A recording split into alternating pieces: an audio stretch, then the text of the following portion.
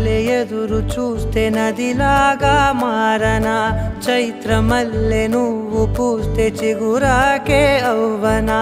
నన్నే వరించే యువరాజును అంట నీ యువరా